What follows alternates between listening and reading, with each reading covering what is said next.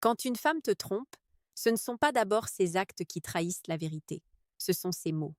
Les mots qu'elle choisit, les phrases qu'elle répète, les justifications qu'elle formule, parfois avec douceur, parfois avec agacement, parfois avec une logique qui semble imparable. Beaucoup d'hommes entendent ces phrases sans vraiment les écouter. Ils les prennent au premier degré. Ils veulent y croire, parce que croire apaise la peur de perdre. Mais comme le disait un empereur stoïcien, l'homme ne souffre pas tant des événements que de l'opinion qu'il s'en fait. Et ici, l'opinion naïve devient une prison. Il y a un moment précis où tout bascule. Ce n'est pas forcément le jour où tu découvres la trahison. C'est souvent bien avant, dans une phrase banale, presque innocente. Une phrase qui, rétrospectivement, prend une toute autre couleur. Tu te fais des films. Tu es trop jaloux. Tu manques de confiance en toi. Ces mots ne sont pas toujours des mensonges conscients. Parfois, ce sont des rationalisations. L'être humain a ce talent extraordinaire pour se donner raison, même quand il s'éloigne de sa propre droiture. Épictète rappelait que nous ne sommes pas troublés par ce qui arrive, mais par le jugement que nous portons sur ce qui arrive. Quand un homme entend « tu exagères », il peut choisir deux chemins. Soit il se soumet à ce jugement et commence à douter de sa propre perception. Soit il observe calmement, sans se laisser emporter par l'émotion, et il se demande « qu'est-ce qui, dans la réalité des faits, nourrit ce malaise intérieur ?» Le stoïcien ne nie pas ses sensations, il les examine comme un médecin examine un symptôme. Souvent, la première phrase qui annonce la rupture intérieure est « j'ai besoin de prendre du temps pour moi ». Prise isolément, elle semble saine. Qui ne devrait pas prendre du temps pour soi? Mais dans certains contextes, elle devient une mise à distance émotionnelle. Sénèque expliquait que ce n'est pas la séparation des corps qui détruit un lien, mais la séparation des âmes. Quand une personne commence à se retirer intérieurement, son langage change. Elle parle plus d'espace, moins de projets communs. Elle emploie le je là où elle disait autrefois nous. Un homme non préparé entend ces mots comme une simple phase. Il se rassure en se disant que tout couple traverse des périodes de fatigue. Le stoïcien, lui, observe la constance des comportements. Marc Aurèle écrivait, en substance, que rien n'est plus éloquent que la répétition. Une phrase peut être anodine.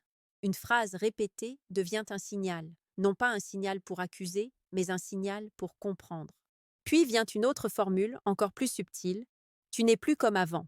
Elle peut être prononcée avec tristesse ou avec reproche. Elle inverse la responsabilité. Elle suggère que le changement vient de toi, que la distance est née de ton relâchement, de ton manque d'attention, de ton évolution. Or, le stoïcisme nous enseigne une règle simple.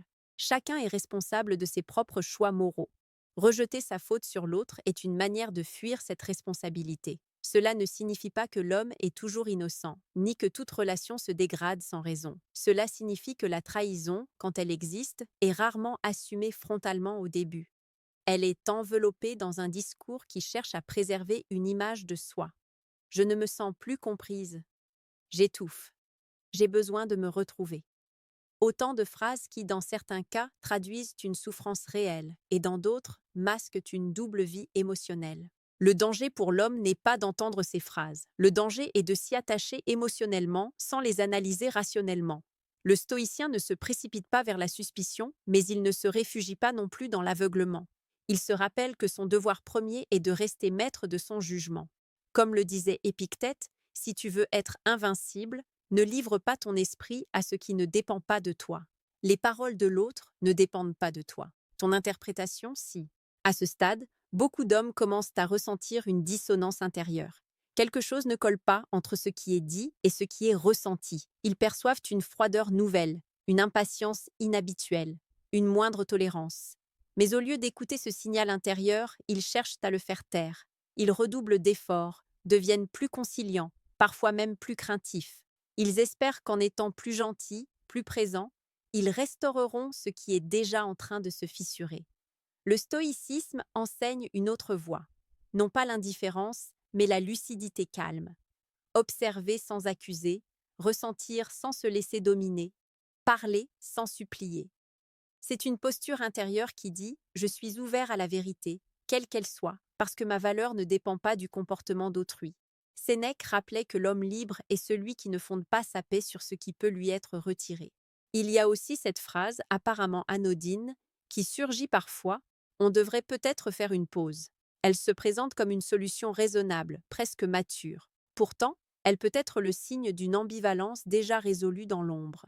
La pause devient un sas psychologique, un espace où la conscience se donne l'illusion de ne pas trahir tout en se préparant à le faire. Là encore, le langage précède souvent l'acte. Comprendre ces mécanismes n'a pas pour but de nourrir la paranoïa.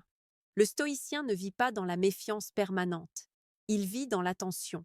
Il sait que l'être humain, homme ou femme, est capable de grandeur comme de faiblesse. Et il sait surtout que sa propre dignité ne doit jamais être suspendue à l'espoir que l'autre soit irréprochable. À ce moment du récit, il est important de rappeler une chose essentielle. Si tu écoutes ces mots et que tu ressens un écho intérieur, ne te juge pas. Ne te traite pas de naïf, de faible ou d'aveugle. Comme le disait Marc Aurèle, l'erreur fait partie de la condition humaine, et la sagesse commence quand on cesse de se haïr pour avoir cru. L'important n'est pas ce que tu n'as pas vu hier, mais ce que tu es capable de voir aujourd'hui. Et c'est ici que beaucoup découvrent cette phrase qui, rétrospectivement, prend un poids immense. Tu te prends trop la tête. Elle minimise ton intuition, elle réduit ton ressenti à un excès d'imagination. Pourtant, l'intuition n'est pas une preuve, mais elle est souvent un signal. Le stoïcien ne la prend ni comme une certitude, ni comme une illusion. Il la considère comme une hypothèse à examiner avec calme, sans accusation, sans imploration. Si ce contenu te parle, si tu sens que ces mots mettent des mots sur ce que tu as vécu ou ce que tu vis peut-être en ce moment, pense à t'abonner, non pas par réflexe, mais parce que ce chemin de lucidité et de maîtrise intérieure mérite d'être approfondi pas à pas, dans la durée. Car nous n'avons encore fait qu'effleurer la surface. Derrière ces premières phrases se cachent des schémas plus profonds, des justifications plus élaborées, et surtout des leçons stoïciennes qui permettent à un homme de traverser la trahison sans se briser, sans s'endurcir et sans perdre le respect de lui-même. Quand la distance émotionnelle s'installe, le langage se transforme encore. Il devient plus rationnel, plus froid, parfois même pédagogique. Une phrase revient souvent. Tu interprètes tout mal. Elle place l'autre en position d'erreur permanente, comme si sa perception était déformée par nature. Or, pour les stoïciens, la perception est le premier champ de bataille intérieure. Ce n'est pas l'événement qui blesse, c'est le sens qu'on lui donne. Mais quand quelqu'un cherche à t'imposer son interprétation comme la seule valide, il ne s'agit plus d'un simple désaccord, il s'agit d'un déplacement du pouvoir intérieur. Marc Aurèle écrivait que l'âme devient semblable à ce qu'elle contemple. Si tu contemples sans cesse l'idée que tu es fautif, trop sensible, trop méfiant, tu finis par façonner ton identité autour de cette image. Et c'est ainsi que beaucoup d'hommes commencent à s'excuser de ressentir. Ils demandent pardon d'avoir des doutes, ils s'excusent de vouloir comprendre, ils s'excusent même parfois d'aimer trop. Une autre phrase apparaît alors, plus lourde de sens. J'ai l'impression que tu me fais passer pour une mauvaise personne. Cette formulation est subtile. Elle ne parle pas de fait, mais d'intention. Elle suggère que ton questionnement est une attaque morale, non une recherche de vérité. Sénèque rappelait que celui qui craint l'examen de conscience est déjà en train de se condamner intérieurement. La transparence ne redoute pas la lumière. Le stoïcien, face à cela, ne se défend pas avec agressivité. Il ne s'enferme pas non plus dans le silence humilié. Il observe que la discussion quitte le terrain des faits pour celui des émotions blessées. Et il se souvient que la vérité n'a pas besoin de théâtre, seulement de clarté. Puis viennent les phrases qui réécrivent l'histoire. Avant, on était plus proche. Avant, tu étais plus attentionné. Avant, on riait plus. Le passé devient une arme douce. Il sert à justifier le présent, comme si la perte d'intensité suffisait à légitimer la transgression. Épictète disait que l'homme confond souvent ce qui est agréable avec ce qui est juste.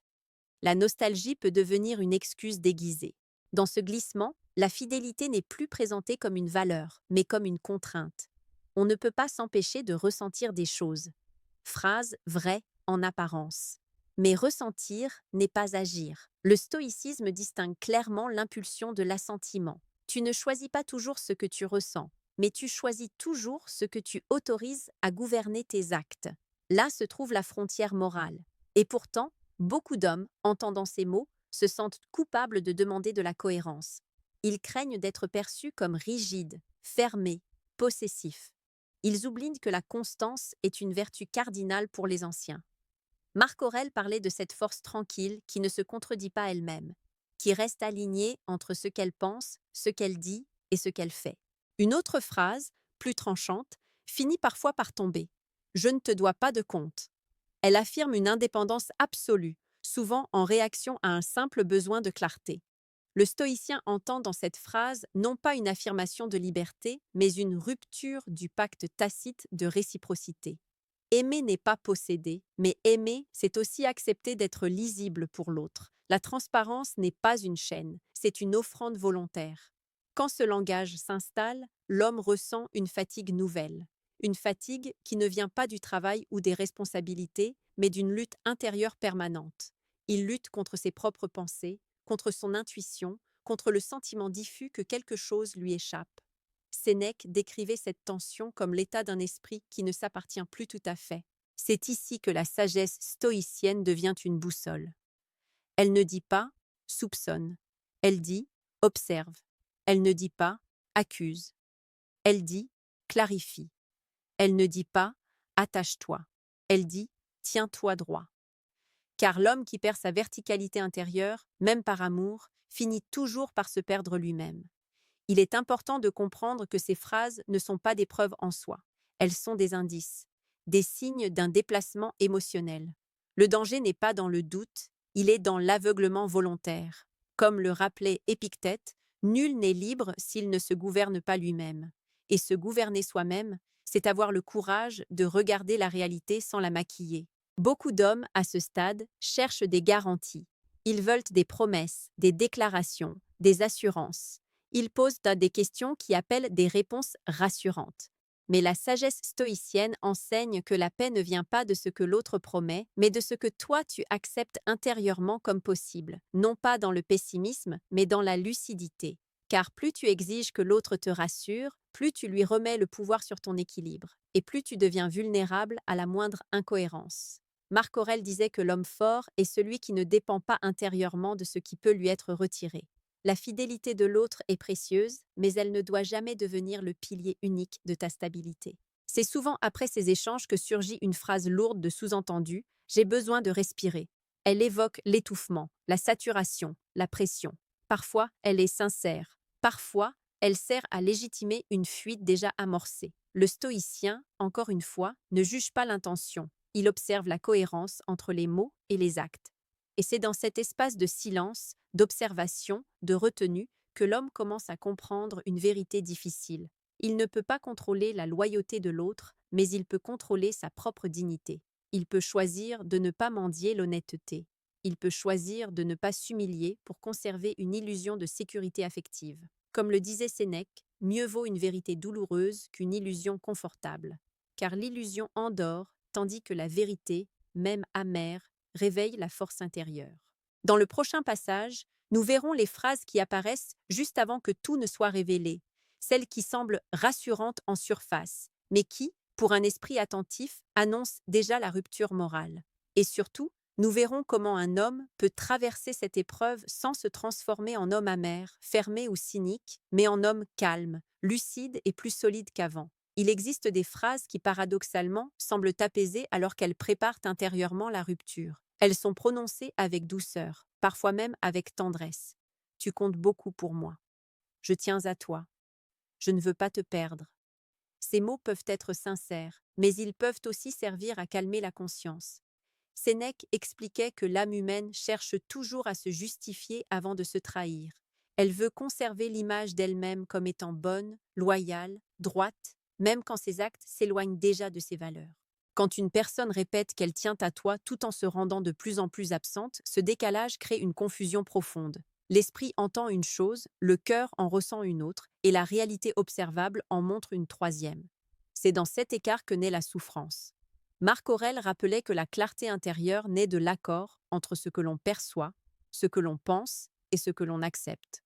Lorsque ces trois dimensions ne sont plus alignées, l'âme entre en tension. Une phrase revient alors souvent. Tu es trop dans le contrôle. Elle transforme la recherche de vérité en défaut de caractère.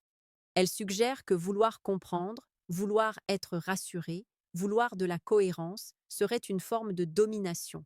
Le stoïcien, lui, distingue le contrôle des autres du contrôle de soi. Il ne cherche pas à posséder l'autre, mais il refuse de renoncer à sa propre lucidité. Puis vient parfois cette formule encore plus troublante. Je ne veux pas te faire de mal. Elle peut être prononcée avant même que le mal ne soit révélé. Elle agit comme une confession voilée. Comme si l'âme savait déjà ce qu'elle s'apprête à faire et tentait d'en atténuer le poids moral par avance. Épictète disait que l'homme sage ne se ment pas à lui-même, car il sait que la première tromperie est toujours intérieure.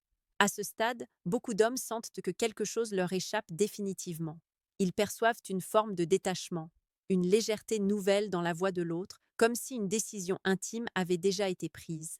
Et pourtant, ils s'accrochent encore aux mots rassurants, aux gestes qui semblent prouver que tout n'est pas perdu. Ils confondent la politesse émotionnelle avec l'engagement réel. Le stoïcisme enseigne une vérité exigeante. Ce ne sont pas les déclarations qui définissent la valeur morale d'un être, mais la cohérence entre ses paroles et ses actes. Sénèque rappelait que la vertu est un accord parfait entre ce que l'on dit et ce que l'on fait. Là où cet accord se rompt, commence le domaine de l'illusion. Une autre phrase apparaît parfois, presque comme une mise en scène de maturité. Quoi qu'il arrive, je veux qu'on reste en bons termes.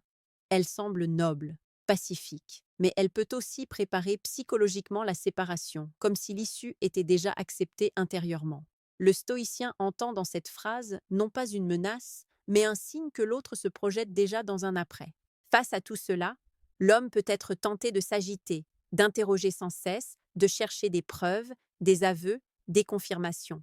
Mais la sagesse stoïcienne propose une autre posture. Elle invite à ralentir, à observer, à ne pas forcer la vérité, mais à se rendre intérieurement prêt à l'accueillir. Car ce qui fait le plus souffrir n'est pas la réalité, c'est la résistance à la réalité. Marc Aurèle écrivait que l'âme doit se tenir prête à tout, comme un soldat en faction, non dans la peur, mais dans la dignité. Être prêt ne signifie pas être froid ou indifférent. Cela signifie ne pas fonder son équilibre sur une illusion fragile. Cela signifie aimer sans se dissoudre, s'attacher sans se perdre. Il est alors essentiel de se rappeler que la trahison de l'autre ne définit pas ta valeur. Elle révèle ses choix, ses faiblesses, ses conflits intérieurs, mais elle ne diminue en rien ta dignité. Épictète disait que personne ne peut te nuire sans ton consentement intérieur. La blessure est réelle, mais l'humiliation ne l'est que si tu l'acceptes comme une vérité sur toi-même.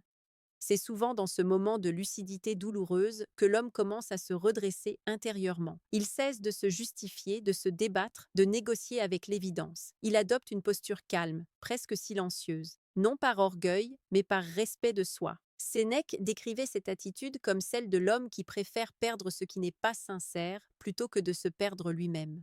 Dans ce silence, quelque chose se reconstruit. Une force plus sobre, moins dépendante, plus ancrée. L'homme comprend qu'aimer ne signifie pas fermer les yeux et que faire confiance ne signifie pas renoncer à sa lucidité. Il apprend à distinguer l'espoir aveugle de la confiance éclairée. Et c'est justement dans cette phase que les dernières phrases apparaissent, celles qui précèdent la révélation ou la séparation. Elles peuvent être pleines de douceur, de regret ou au contraire de froideur. Mais elles ont toutes un point commun. Elles confirment ce que l'intuition savait déjà. Dans le prochain bloc, nous verrons comment un homme, armé de la sagesse stoïcienne, peut traverser cette épreuve sans s'endurcir, comment il peut transformer la blessure en force, la perte en clarté, et comment il peut ressortir de cette expérience non pas fermé au monde, mais plus maître de lui-même que jamais. C'est aussi à ce moment que nous aborderons la leçon finale, celle qui permet de ne plus jamais se perdre dans la peur de l'abandon. Lorsque la vérité éclate, ou lorsque le silence devient trop lourd pour être ignoré, l'homme se retrouve face à lui-même, non pas face à l'autre, mais face à sa propre conscience. C'est ici que se joue la véritable épreuve. Car comme le disait Marc Aurèle, ce n'est pas ce qui t'arrive qui te définit, mais la manière dont tu y réponds intérieurement. Beaucoup, à ce moment-là, basculent dans l'amertume. Ils se disent que l'amour est un mensonge, que la loyauté n'existe pas, que la confiance est une faiblesse. Ils construisent une armure émotionnelle, croyant se protéger, alors qu'ils ne font souvent que s'enfermer. Le stoïcien, lui, ne nie pas la douleur, mais il refuse d'en faire une identité. Il sait que la blessure peut devenir un maître, si on l'écoute avec sagesse. Sénèque écrivait que l'adversité révèle les âmes, comme le feu révèle la qualité de l'or. La trahison, aussi douloureuse soit-elle, révèle ce qui, en toi, était peut-être encore dépendant, encore accroché, encore en quête de validation extérieure. Elle met en lumière les endroits où tu avais confié ton équilibre à ce qui ne dépendait pas de toi. C'est là que naît une leçon fondamentale. Tu ne peux pas contrôler le cœur d'autrui. Tu ne peux pas garantir sa constance, sa fidélité, sa clarté morale. Mais tu peux choisir de rester fidèle à toi-même. Tu peux choisir de ne pas te rabaisser, de ne pas mendier l'amour, de ne pas négocier ta dignité contre une présence incertaine. Épictète rappelait que la liberté commence le jour où l'on cesse de vouloir que le monde soit comme on l'exige, et où l'on apprend à se tenir droit, quoi qu'il arrive. Un homme qui intègre cette vérité ne devient pas froid, il devient calme, il ne devient pas distant, il devient stable, il n'aime pas moins, il aime mieux, avec moins d'illusions, mais plus de solidité, avec moins de peur, mais plus de présence intérieure. Il comprend alors que certaines pertes ne sont pas des échecs, mais des révélations, qu'elles ne viennent pas pour le punir, mais pour le recentrer. Marc Aurèle disait que ce qui ne détruit pas ton caractère peut le fortifier, si tu l'acceptes avec raison. La trahison ne détruit pas l'homme qui refuse de se haïr pour avoir cru. Elle détruit seulement l'illusion qui l'empêchait de se connaître. À ce stade, le regard change. On ne se demande plus « Pourquoi m'a-t-elle fait ça ?» mais « Qu'est-ce que cela m'apprend sur mes attachements, sur mes attentes, sur mes failles ?» Non pour se culpabiliser, mais pour grandir. Non pour se fermer, mais pour devenir plus conscient. L'homme stoïcien apprend alors à marcher sans s'accrocher, à aimer sans se dissoudre, à donner sans se perdre. Il sait que l'amour véritable ne demande pas de se trahir soi-même, et il sait que celui qui est prêt à se perdre pour garder l'autre finit toujours par tout perdre. C'est aussi dans cette maturité nouvelle que naît une autre façon de parler, de regarder, de se tenir, une présence plus posée, plus magnétique, parce qu'elle ne cherche plus à combler un vide, mais à partager une plénitude. Sénèque disait que rien n'est plus attirant qu'une âme en paix avec elle-même. Petite parenthèse les amis, j'ai créé un manuel complet sur la séduction stoïque. Il t'apprend comment parler avec maîtrise pour créer une vraie attraction. Le lien est en première ligne de la description. Cette pub sera une seule fois dans toute la vidéo et surtout à presque à la fin de la vidéo. On continue, car au fond, la leçon la plus importante est celle-ci. Tu ne peux pas empêcher quelqu'un de te trahir, mais tu peux empêcher que cette trahison te détruise intérieurement. Tu peux refuser qu'elle te rende amer, méfiant, fermé. Tu peux choisir qu'elle te rende plus lucide, plus ancré, plus maître de toi. Comme le disait Épictète, ne demande pas que les événements arrivent comme tu le veux, mais veux-les comme ils arrivent, et tu connaîtras la paix. Non pas une paix résignée, mais une paix forte, digne, qui ne dépend plus des promesses d'autrui, mais de ta propre rectitude. Et c'est ainsi qu'un homme, ayant traversé la déception, peut se relever sans haine, sans vengeance, sans peur. Il marche désormais avec une clarté nouvelle. Il sait lire les mots, mais surtout les actes. Il écoute, mais il observe. Il aime, mais il ne s'abandonne plus au point de s'oublier. Ce n'est pas la fin de l'amour, c'est la fin de l'illusion. Et parfois, c'est exactement ce dont l'âme avait besoin pour devenir véritablement libre.